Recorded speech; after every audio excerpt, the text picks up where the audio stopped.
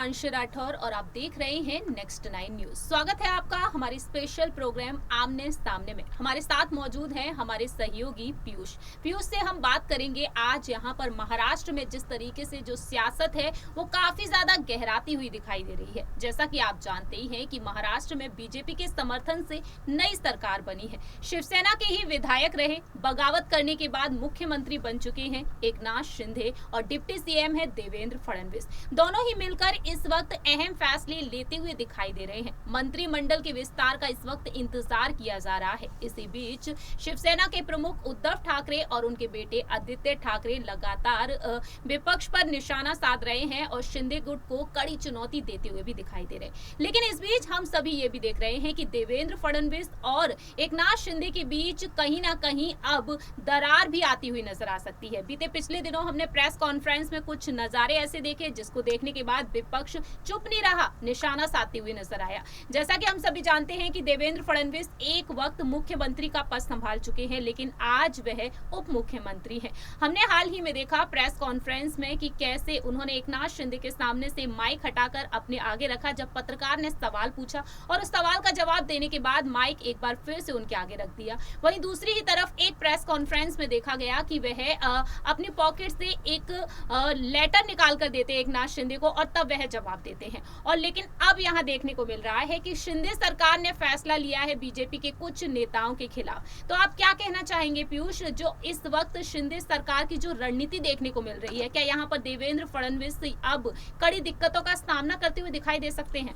जी बिल्कुल, यहाँ पे देखिए कि देवेंद्र फडणवीस की जो मुश्किल है अब थोड़ी सी देखिए बढ़ सकती है। अगर देखा जाए, आपने जैसे दो मामलों का जिक्र किया है यहाँ पे कि देवेंद्र फडणवीस एक तरह से एकनाथ शिंदे को कठपुतली कर रहा है, यूज कर रहे हैं, और देखिए विपक्ष भी ये बात कर रहा है। तो इसकी वजह से आप देखिए कि एकनाथ शिंदे ऐसा दिखाना चाहते हैं कि जैसे देखिए वो देवेंद्र फडणवीस और खासकर बीजेपी की कठपुतली नहीं है, ये ऐसा दिखाना चाहते हैं। और देखिए लगातार देखिए कि जो पहले केस दो केस जिनके बारे में आप बात करना चाहते हैं, वो दोनों ही केस, एक केस में देवेंद्र फडणवीस भी शामिल है। तो उस केस को देखिए सीबीआई को सौंपने का मन बना लिया एकनाथ शिंदे ने। दोनों केसों को अब सीबीआई की तरफ जा रही है। अब इससे क्या होगा, देवेंद्र फडणवीस की जो मुश्किल है वो और बढ़ जाएगी।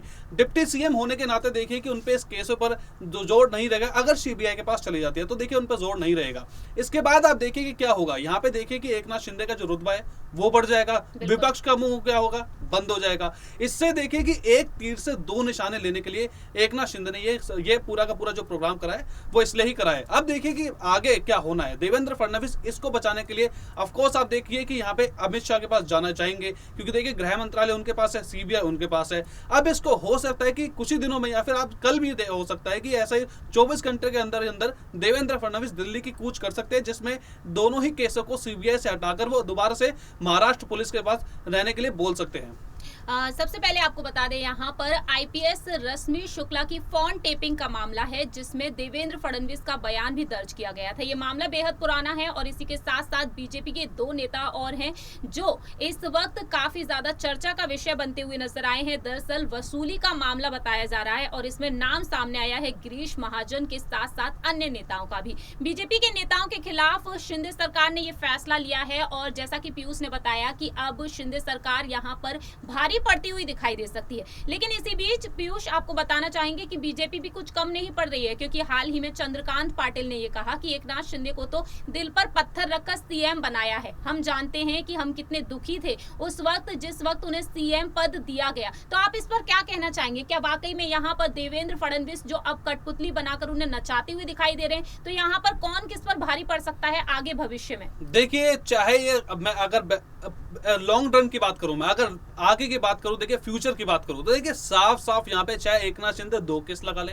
यहाँ पे चाहे उन पे 4 केस लगा ले, देवेंद्र फडणवीस 2025 के बाद जब महाराष्ट्र के चुनाव होंगे मात्र 2.5 साल में, तो उसके बाद आप देखिए कि अगले सीएम देवेंद्र फडणवीस ही होंगे। क्योंकि आप देखिए कि जैसा पाटिल साहब ने बोला था यहाँ पे कि दिल पे पत्थर रखे, क्योंकि आप अगर मैं देवेंद्र फडणवीस के बारे में आपको बताऊं, 1992 से बीजेपी के साथ है। महाराष्ट्र में एक बात आप बताइए कि एक नेता जो 1992 से लगातार एक पार्टी के लिए मेहनत कर रहा है, लगातार कार्यकर्ताओं की सेवा कर रहा है, लगातार आपको जीतते दिलाते जा रहा है, वो देखिए कि लास्ट में आकर उसके हाथ से एक गद्दी निकल जाता है तो किसी को भी देखिए दुख होगा।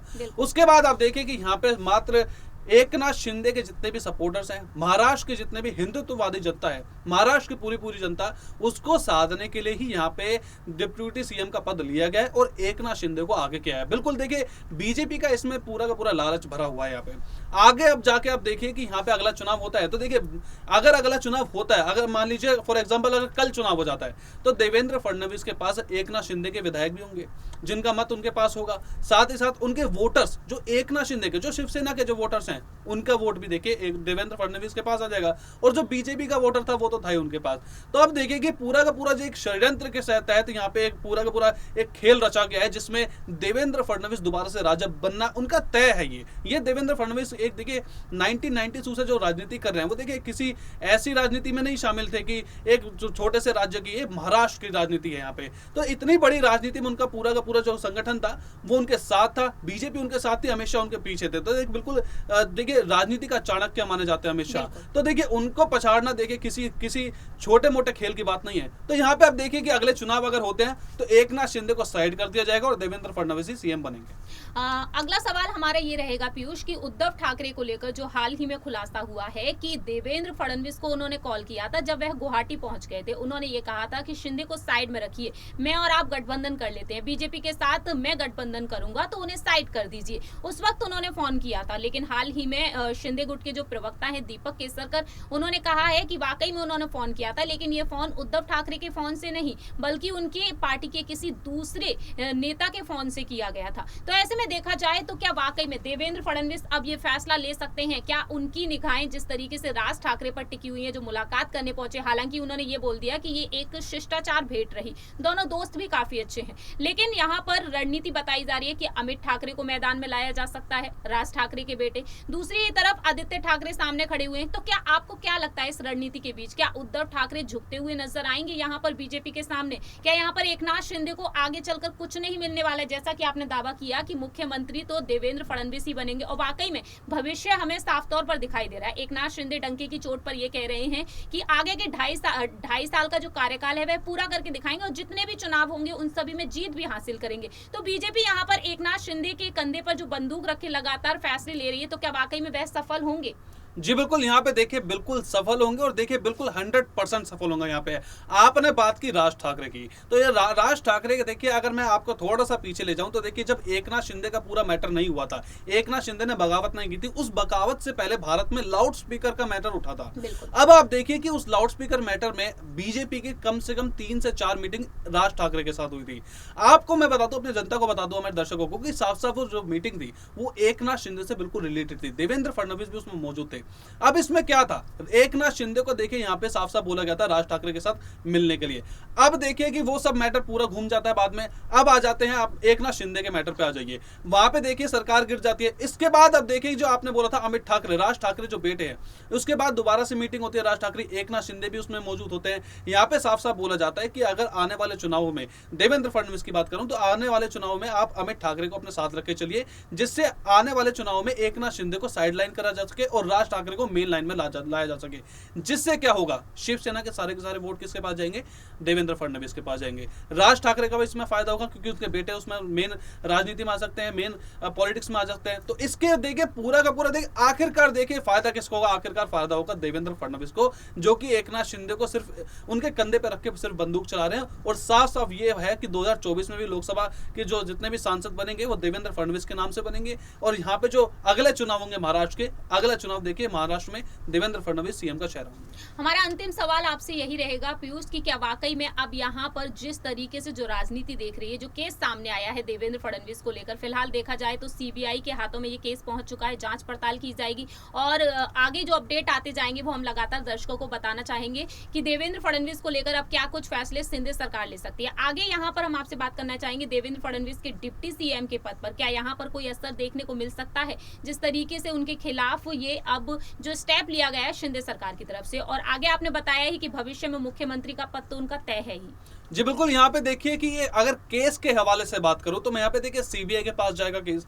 हाँ, अब अगर ये गृह मंत्रालय ऐसा कुछ कर दे उसमें कि देखिए सीबीआई किसके पास है, गृह मंत्रालय के पास है, गृह मंत्रालय किसके पास है, अमित शाह के पास है, और अमित शाह बीजेपी के मेंबर है। अब आप देखिए कि देवेंद्र फडणवीस बीजेपी दोनों देखिए साठगांठ बहुत अच्छी है, देवेंद्र फडणवीस के नाते अमित शाह से काफी अच्छे हैं, और हालांकि देखिए एक ही पार्टी में भी है। तो ऐसा हो सकता है कि देखिए अमित शाह ऐसा कुछ दावपेच लगाए, सीबीआई में देखिए कुछ ऐसी अपनी पैड बनाए कि यहाँ पे उनके जो सीबीआई से जो केस है दोनों के दोनों, या फिर जिसमें भी उनका नाम है, वो एकदम से छूट जाए उनके से, ऐसा भी हो सकता है। लेकिन अब देखिए होना तो यही, अगर एकनाथ शिंदे ने जैसे प्लानिंग की है, अगर वैसा हो जाए तो देखिए ऐसा हो सकता है कि रिजाइन भी देना पड़े उनको, डिप्टी सीएम के पद से उनको देवेंद्र फडणवीस को रिजाइन देना पड़े, और सिर्फ एकनाथ शिंदे की वो सरकार रह जाए, ऐसा भी हो सकता है। बिल्कुल ठीक कहा पीयूष ने, अपने तरीके से यहाँ पर जो महाराष्ट्र की सियासत है उसको देखा है और उसके बारे में बताया। फिलहाल देखा जाए महाराष्ट्र में क्या कुछ देखने को मिलेगा ये वक्त के साथ ही पता चलेगा। बहुत बहुत शुक्रिया पीयूष हमारे इस कार्यक्रम का हिस्सा बनने के लिए। फिलहाल हम चलते हैं, बाकी की तमाम अपडेट्स के लिए आप देखते रहिए नेक्स्ट 9 न्यूज।